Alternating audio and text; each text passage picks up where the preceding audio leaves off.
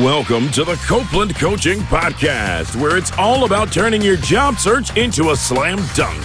Your host is Angela Copeland.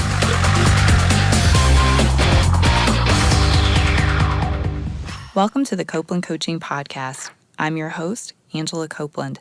Live on the phone with me today, I have Breanna Bolton Johnson. Breanna is a recruiter at Paladin Marketing and Creative Staffing in Dallas, Texas. She brings over 7 years of marketing, public relations, and recruiting experience. Her firm, Paladin, is a full-service staffing agency offering contract to hire, and direct to hire positions for leading organizations across the country and within all major industries. Breanna, thank you for joining me today. Thank you. Thank you so much for having me today.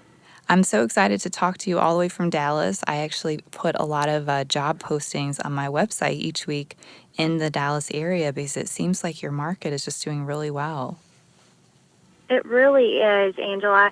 I actually moved to Dallas about 1.5 years ago from Birmingham, Alabama, and I've just been shocked at, the number of positions here, especially in marketing and creative, that we have available. So the market is definitely strong here in Dallas. Oh, that's such good news. Well, in terms of your position there, what kinds of candidates are you typically recruiting for? Well, like you said, Paladin is a marketing and creative staffing agency. We are under the Adecco umbrella, so, an international brand for staffing. We focus on candidates with backgrounds in design, writing, digital, marketing, really anything that falls under that marketing creative umbrella. Anything from entry-level positions on up to CMO level, creative directors, we fill them all. So really just anything with marketing and creative, advertising, PR, all of those types of positions. Oh, that's great. I know that a lot of marketing folks here in Memphis are going to be very excited to hear about this because, they reach out to placement firms here, and many times the firms really specialize in either a more technical, like they're looking for computer programmers or project managers, or they're looking for something like accounting. And it's really hard for those that are in the creative services to find some help, with their job search. So this is great news. Mm-hmm. So one thing I really want to ask you about today is the 6-second theory. I know that it's a topic that you're passionate about, and since you go through so many resumes every day, can you please share with our listeners what that theory is and why it's so important? Yes, of course. So the 6-second theory is really just a theory. It could be 6 seconds, it could be 15 seconds.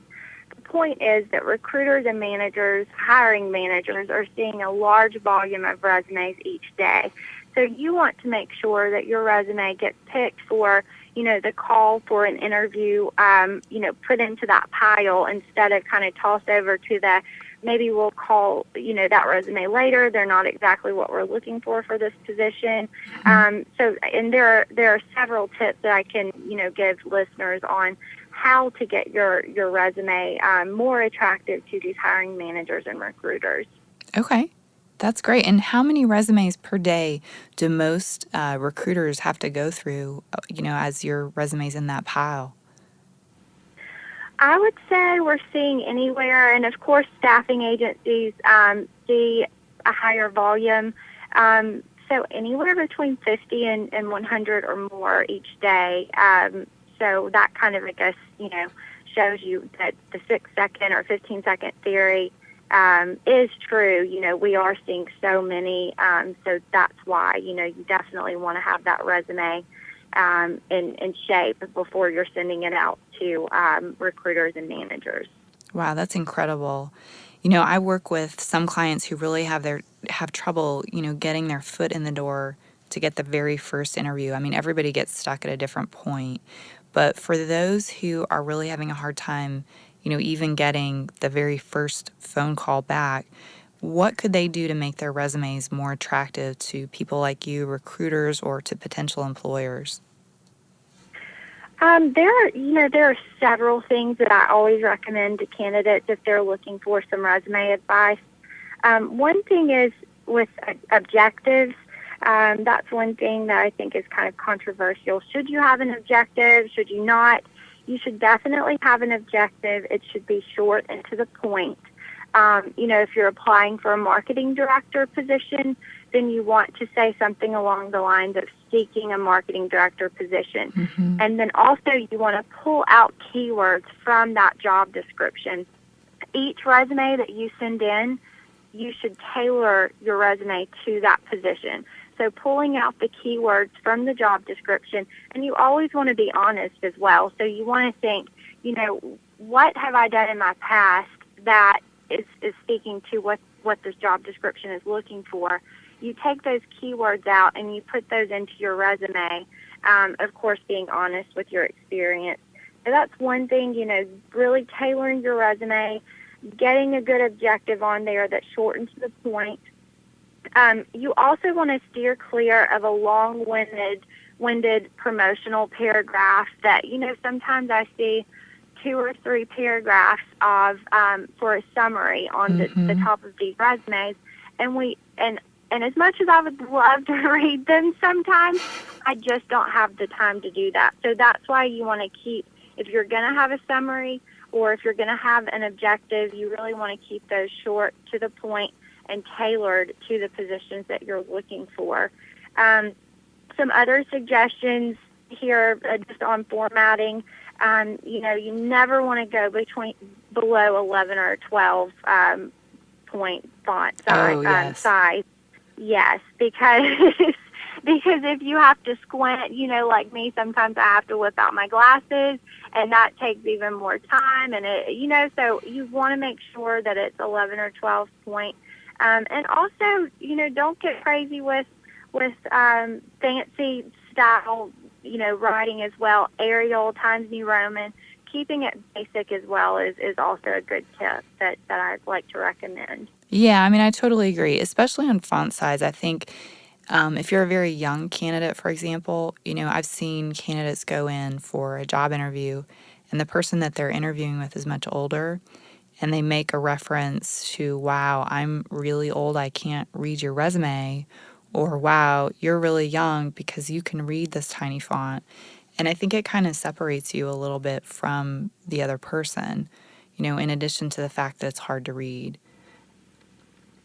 Yes, I agree. And you never know, who you're sending your resume to. So keeping it basic, simple, that's going to definitely help you out in the long run. And two, with a lot of my creatives, so graphic designers, they will have, creative versions of their resumes as well. Same rules apply with those. You want to keep your content, and you want to keep that same, Arial or Times New Roman. You want it to be easy to read and reader friendly. So same rules apply on the creative resumes as well. Yeah, that totally makes sense. And to your earlier point, I definitely agree that an objective is very helpful. Sometimes I'll look at someone's resume and they maybe have worked in a lot of different industries or different positions. And without that objective, it's really unclear of what their end goal is. And it's hard to sort of help them and understand sort of where they're going if they don't include that basic, tiny summary at the very top. And I think the other thing is, whoever's reviewing your resume, they may or may not read the whole thing. And so that objective, or I sometimes call it a profile, being that it appears right at the top, that's your one chance to really, I think, brand yourself towards what it is you're trying to do in the future.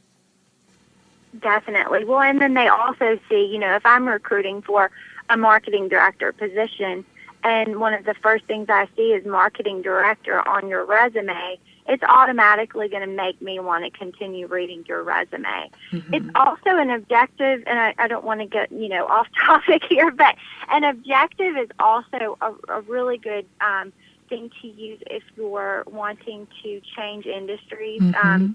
For example, if you've been in teaching for 10 years and you think, I would really like to get into a marketing position, mm-hmm. then having an objective is going to, help you out in getting that position as well. Just, again, tailoring your resume to the job description or to the job that you're going after. No, I totally agree. So, one more question about sort of the very top of the resume up near that objective statement. One thing that I've seen, and I typically have only seen this from folks who have gone through sort of career transition groups, and those are typically people who, were laid off at their previous job. Often, the groups here, at least in Memphis, are recommending that they list out their entire LinkedIn URL at the top middle of their resume. And I really haven't been able to decide what I think about that. Do you see resumes that come through with their LinkedIn website address? And what's your impression when you see that? You know, especially for marketing and creative candidates, I like to see that candidates that are applying for our jobs are on LinkedIn. If you're going to do that, you want to make sure that your LinkedIn is up to date. You want to make sure that you've got a professional picture on your LinkedIn. You want to make sure that your LinkedIn lines up the positions and your experience and your history, the dates line up with what's on your resume. But I mean, I think that's totally fine, and I actually enjoy seeing it. But when I do get a link that I go to it and there's not a picture, the person has two connections, maybe the dates don't line up, that's, you don't want to do that. So if you are going to include that LinkedIn URL, you definitely want to make sure that everything is in line and looks good. Well, that makes sense. Absolutely. Well, so I also get a lot of questions. It's actually one of the first questions I get with new clients is how long should a resume be? Should it be 1 pages, 2 pages? Should it be 10 pages? What's your take on the ideal length of a resume? My personal opinion on this, I prefer 1 page, and for one reason, really, your resume should be a snapshot of your work history and your most impressive achievements. You don't want to have a lot of a big wordy resume. You want to have everything very simple, very clean, and just show your most impressive achievements and your responsibilities. And then again, tailoring that resume. I can't stress that enough. But that's definitely 1 page. If you've got 15 or 20 years of experience, you want to keep your experience down to about 15 years. I realize that some people, especially contractors, need to go to 2 pages. So, it's okay if you have to go to 2 pages. But I prefer 1 if you can help it. And then, of course, you never want to go to like a size 8 font, Right. to squeeze everything on there. So, you can use your judgment if especially for contractors, I recommend having 2 pages, but for the most part, I like to see 1. Okay, that's really good advice. And I've noticed actually when you mentioned contractors, I've noticed some contractors, they maybe were working for one sort of firm that was placing them at various companies. So say in Memphis, they might have worked at FedEx and then, like a bank and somewhere else. Do you recommend that they list all of those different positions under the one firm that placed them at various places, or should they list themselves each placement separately by the company that they were actually at each day? One thing that I recommend to a lot of the contractors, especially if they've been doing freelance for the past 5 years, is maybe not to have the staffing agency, but just list yourself as a freelancer, have the years, and then include the clients under that. So you would list it like it would be one position, but you would list all of the clients under your freelance history. So, you could have freelancer or contractor, and then go into detail about what you did under that. That's really helpful. I think that's great advice. I actually worked with a client a few months ago on this exact issue, and it was a real challenge because the person had just a ton of great experience at a lot of different organizations.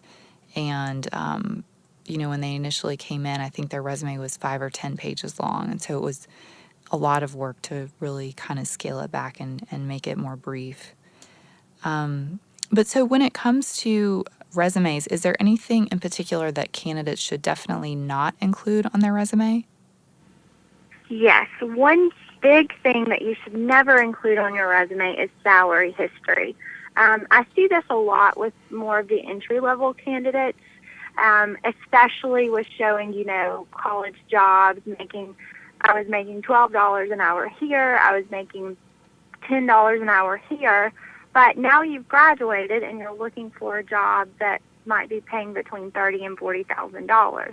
Well, if the company sees that you were making $10 an hour just a month ago, then that's going to knock you out of that $40,000 range. So you definitely want to leave salary history off.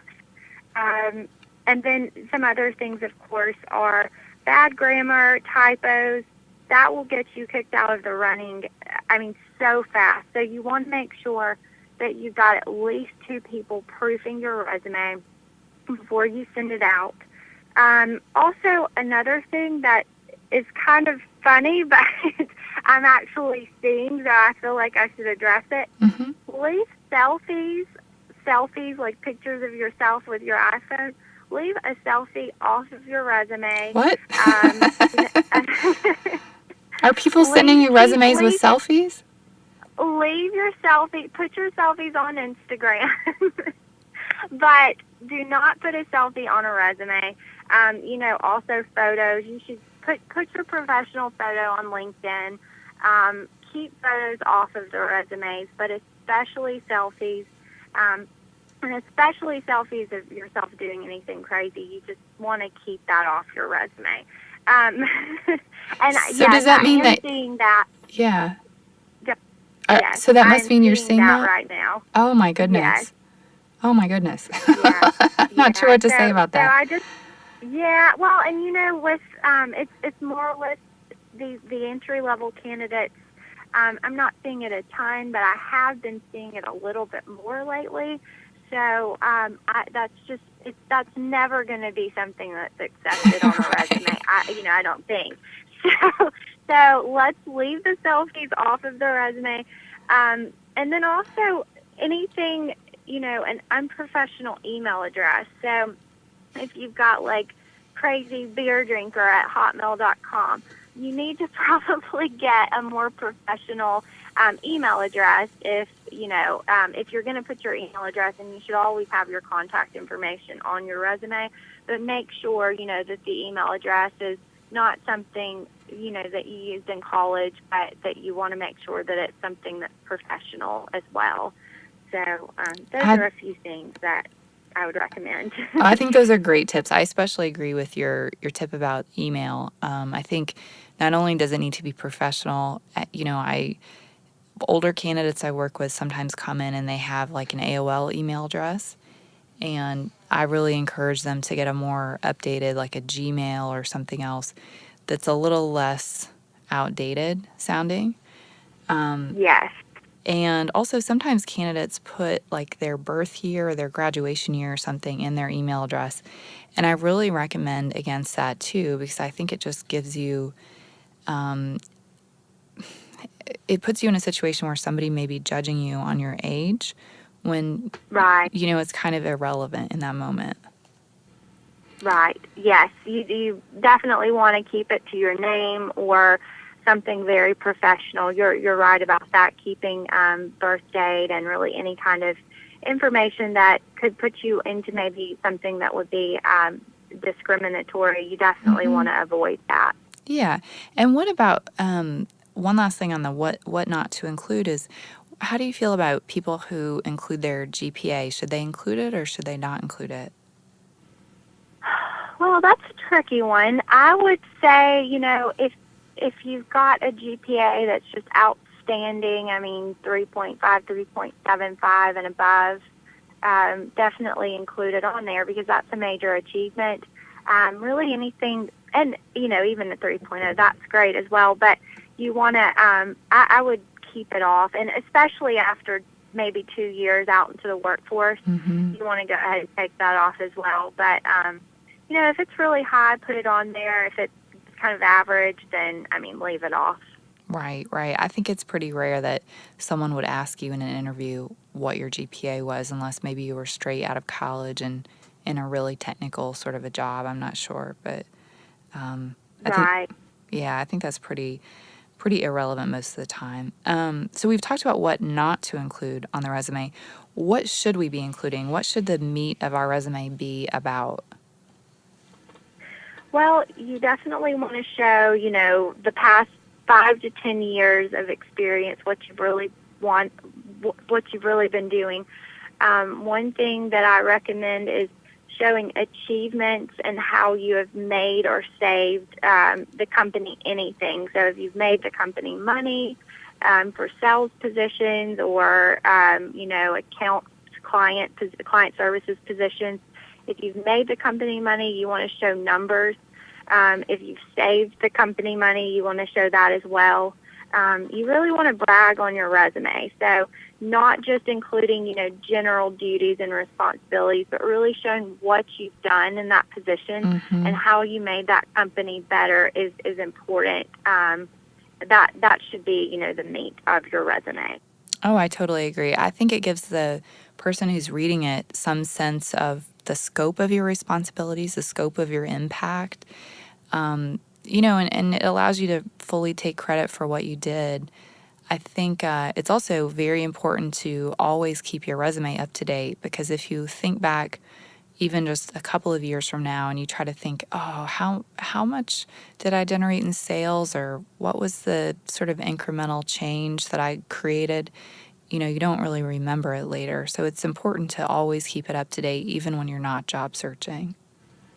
Oh, definitely, because you never know what can happen. So you want to always have that resume kind of ready to go. And you're right, if for some reason you're laid off tomorrow, you want to have, all of those things, your numbers and what you've done that really impacted that company. You want to just have it.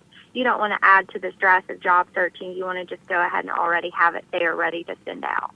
Oh, absolutely. And also, so when it comes to sort of presenting information on the resume, do you recommend that job seekers use bullet points or that they don't? And if they do use them, what sort of information should they highlight? I definitely recommend bullet points, kind of going back to, that 6-second theory and recruiters and hiring managers not having a ton of time to sort through details or hunt for really what we're looking for. You want to have about 4 to 6 bullet points. You don't, unless you just need 7, you really don't want to go over that 6 to 7. And you want to include, your made, saves, and achieves. That's what we like to call them, as well as, again, tailoring your resume to that job description, pulling out those keywords in the job description to show recruiters and hiring managers that, look, I have done exactly what you're looking for. So you kind of have to get strategic when you're submitting your resume to different positions, but you really want to show that you have that relevant experience that we're looking for. Absolutely. And I love the fact that you're emphasizing to use keywords, because so often I think the very first person who reviews your resume, whether it's someone in HR or it's a recruiter, maybe they've never worked in your field before. And so their main point of reference may be the job description. So if your resume looks nothing like that job description, even if you did, even if all your work is relevant, they may or may not know that, because it's just not always something that they have experience with. So I think it just makes those keywords so much more important. Right, definitely. And even for the more technical job seekers, so your web developers and your SEO and digital marketing, I recruit for that, but a lot of the languages that they use for the web developers, I look for keywords. So you're right, that is so important to definitely just include those keywords. It makes our job so much easier, and when we see those keywords, it saves us time. We're not having to hunt through, paragraphs and pages of information. So it makes our jobs a lot easier. Absolutely. And I've noticed, when it comes to being very specific, In marketing in particular, I think that marketing hiring managers tend to go through a resume with a fine-tooth comb, probably more than other fields. and Yes. I think they notice tiny little mistakes. And so sometimes, even though you have great qualifications, you're a great fit for a job, the hiring manager, they may even tell you in an interview, I've noticed this typo or whatever. What can a candidate do to avoid those mistakes in that situation that comes up when you have mistakes? I always recommend that you get at least 2 people to look over your resume, and 2 people that you trust to. I mean, not someone who is just going to glance through it and say, oh, it's good. But you definitely want to ask at least 2 people to proof it.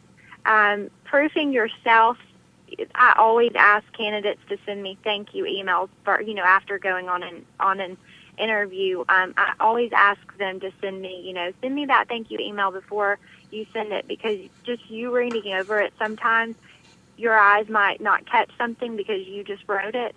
So you definitely want to have 2 sets of eyes on those resumes. And also, if you don't have a lot of time, maybe look into someone who offers services, resume writing services.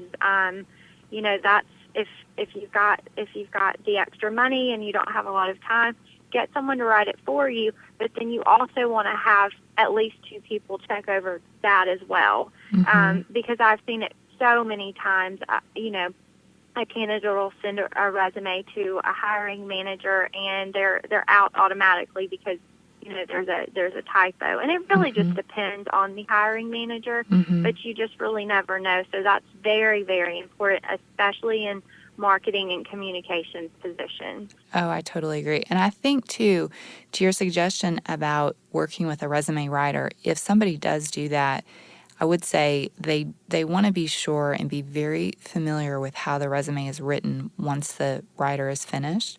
Because, so often I'll work with candidates, we'll go through their resume and they'll say, well, I didn't realize it said that. That's not really what I did at my last job. And they'll start to blame the resume writer. And, the resume writer only has to work with the information you give them. I mean, they didn't go with you to work every day to see what it was Right. you were doing, right? And so you don't want to set yourself up where you're blaming somebody else for your resume, because even if you hire someone to do it, you are still in charge of that resume, and it's your responsibility, to be sure that it reflects you in a positive way. Right. You're definitely right about that. Yeah. So online portfolios, I know in your job you're going through, you said like 100 resumes a day or something. Tell me a little bit about what an online portfolio is and how it could help someone, who's out there looking for a job, and who should be looking into these things.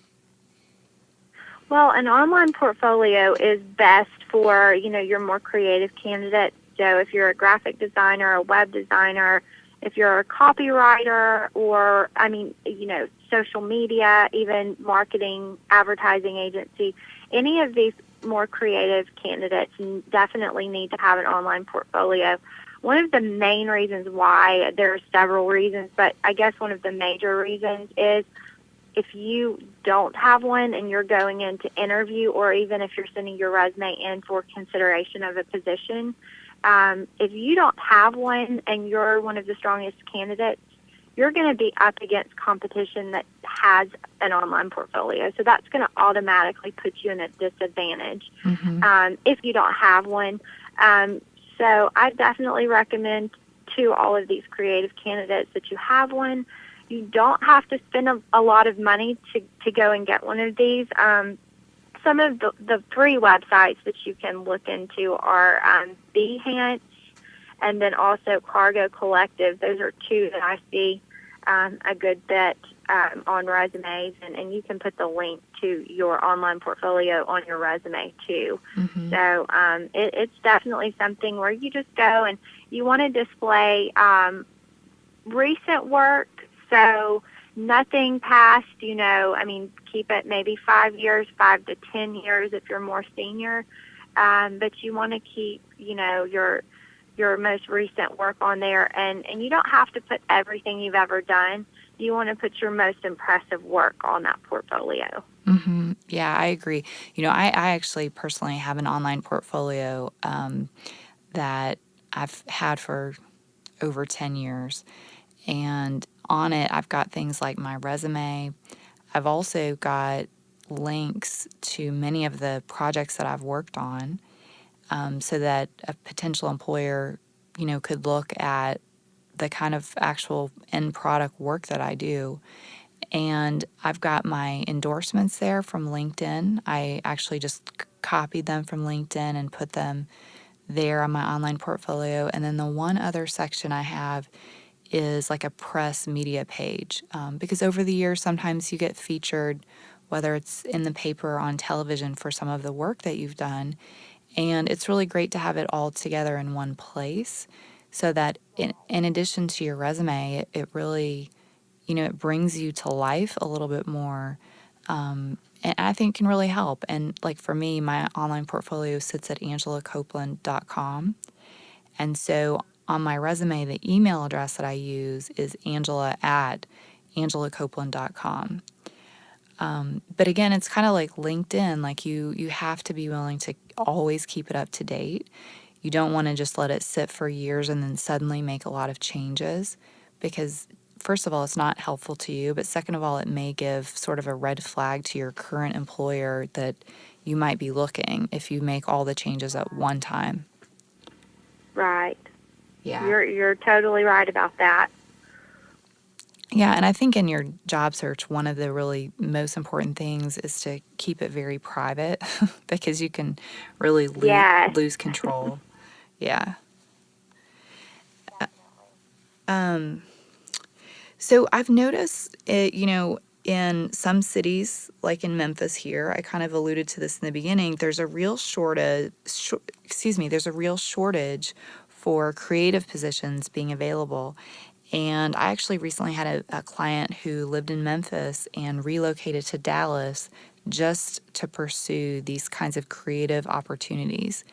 Since she got to Dallas, she's actually had a lot of success, more success than she was having here. She's had a lot of interviews, and has really been making a lot more progress than she was able to here in Memphis, where maybe the market is a little smaller in this area. I was just wondering, what advice do you have for those listeners who are really struggling to find a job that they love in their current city and they're considering relocating? Well, of course, relocating to a major market like Dallas, Chicago, New York, LA, that would, if you're having a hard time, if you're in a smaller city, then that would be an option. And Paladin does have offices in all of those major cities.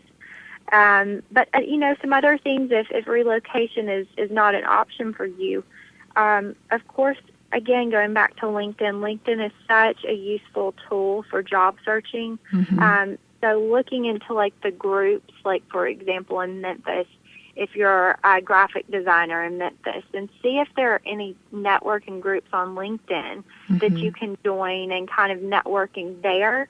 Networking is it's huge. So if you have a local AMA chapter, the American Marketing Association, or the Advertising Federation, you want to get involved and you want to be networking with people in your area that have similar backgrounds. Also, reaching out if you're having a hard time finding a marketing position and you're not currently in a marketing position or design or writing, and you want to keep your skills up to date, reach out to some nonprofits and see, if they need help with their marketing, just to keep your skills in your portfolio up to date. That's something that I like to recommend as well. Even if it is pro bono work, you are still keeping your skills fresh. So those are some things that I would definitely recommend. I think that's such a great suggestion. I mean, I recommend that too for candidates who are trying to switch careers and don't have a lot of content to put on their resume. Volunteering at an organization and really getting your feet wet that way can be a great way to add additional skills to your resume. Yes, and I think I believe it's volunteermatch.org, or it's something, there's a volunteer match website Mm-hmm. that I believe is nationwide, and they have a lot of, you can search nonprofits that need maybe a graphic designer or, a public relations assistant. So you kind of have to get creative, but you can definitely find opportunities in your area. Oh, I totally agree. We actually, speaking of the American Marketing Association, we just formed a new chapter of that here in Memphis, and a lot of folks who are looking for marketing jobs have started to join. I actually just joined on as a board member, and my role is as employment chair. And so I'm hoping, to be able to help a lot of those folks here that are struggling and are in that exact position. So in terms of the market in Dallas, I mean, I mentioned that, the person that I know who recently relocated has had a lot more success. I mean, what do you find that the market is like in Dallas for creative professionals right now? The market in Dallas is very, very strong across all industries. I'm very, very busy at work right now, Right. so we have a lot of positions that we're working on. Everything from graphic designers, those technical positions. There's a very high demand for digital marketing, so SEO, SEM, paid search, social media, anything that kind of falls under the digital marketing umbrella. There's a lot of opportunity for interactive and digital positions. Mm-hmm. So, I mean, Dallas is very, very strong right now in the creative area. Oh, that's great. I mean, I think the other nice thing about Dallas, which I didn't realize initially, is that the cost of living there is very reasonable compared to other big cities. I think it's actually kind of on par with Memphis, and Memphis is incredibly affordable. So it seems like a very affordable big city. Yeah, I moved here from Birmingham, Alabama a year and a half ago, and I would say for the most part there are a few things that are a little bit more expensive. Of Mm-hmm. course, if you're wanting to live in downtown, the heart of downtown or uptown, some of those areas, you're going to pay a little bit more for rent.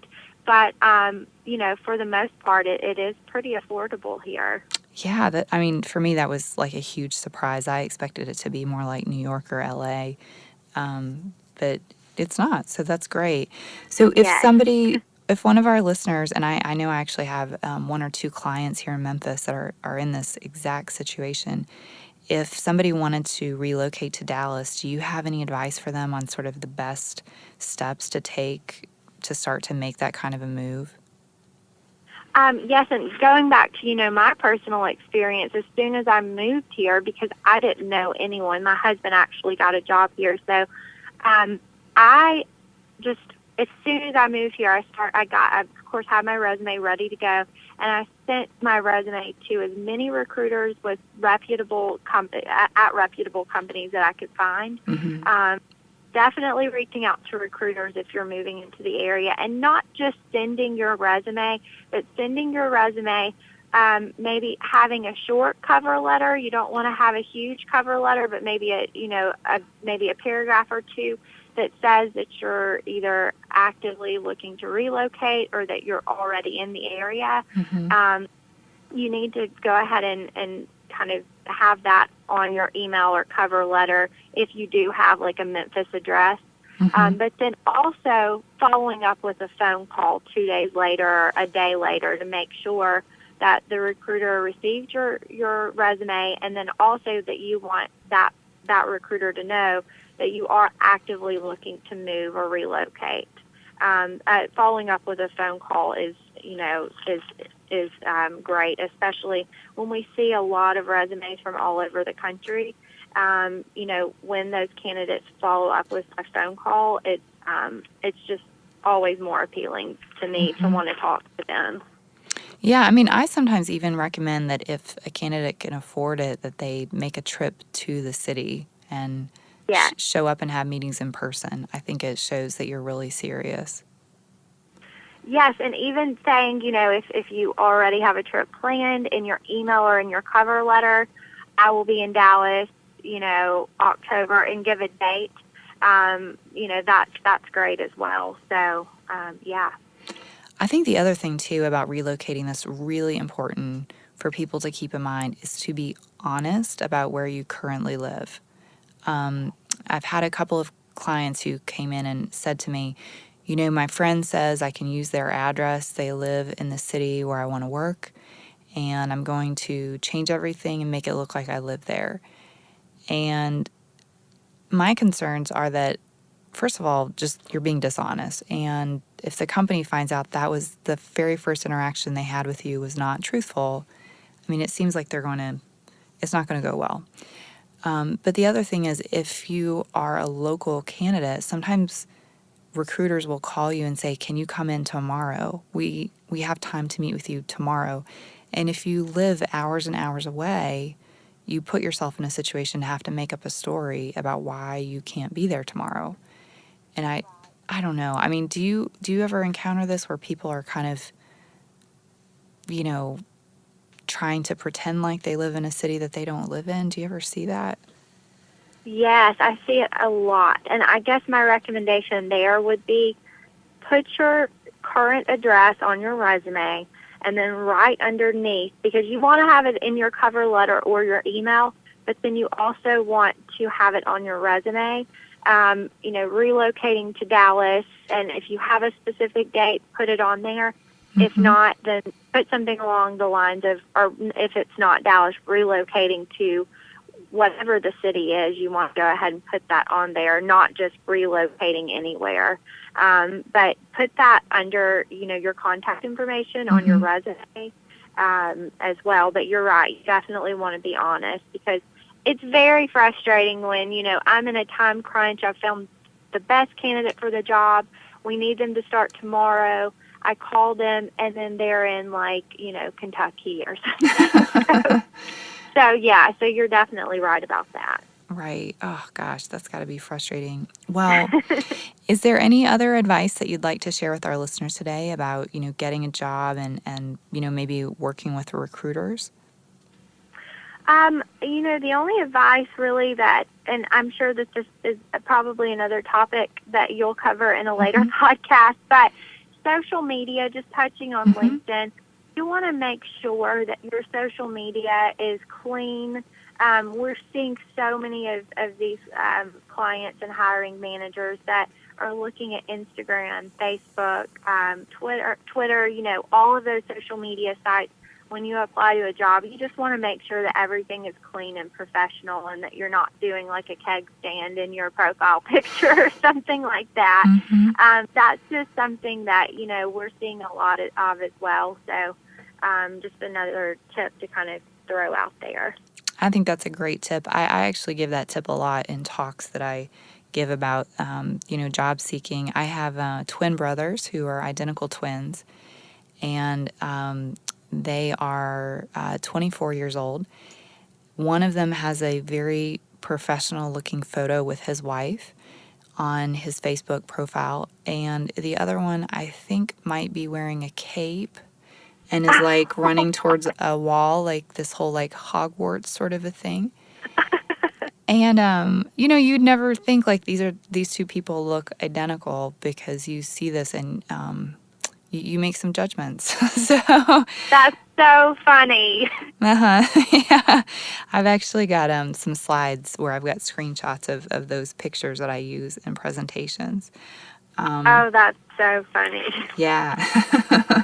Well, so if listeners would like to get in touch with you and, are interested to work with you and with Paladin Marketing and Creative Staffing, how can they do that? They can actually go to our website, which is www.paladinstaff.com, or, you can email me, and my email address is breanna.bolton@paladinstaff.com. And then also I'm on LinkedIn as well, and I'm under Breanna Bolton Johnson on LinkedIn. So any of those ways, anyone out in Memphis or anywhere else wanting to relocate to the Dallas area, I would love to talk to them. Great. And just for our listeners, I just want to be clear, Paladin is spelled Paladin. if you've not heard of them. Paladin. Great. Well, thank you, Breanna, for joining me today. Thank you. I've really enjoyed it. Yes, me too. This discussion has been very helpful. Thank you to everyone for listening. If you've enjoyed the podcast today, be sure to subscribe on iTunes so you never miss an episode. Tune in next week for another edition of the Copeland Coaching Podcast. Thank you for listening to the Copeland Coaching Podcast today with your host, Angela Copeland. Tune in next time to get more great tips on turning your job search into a slam dunk.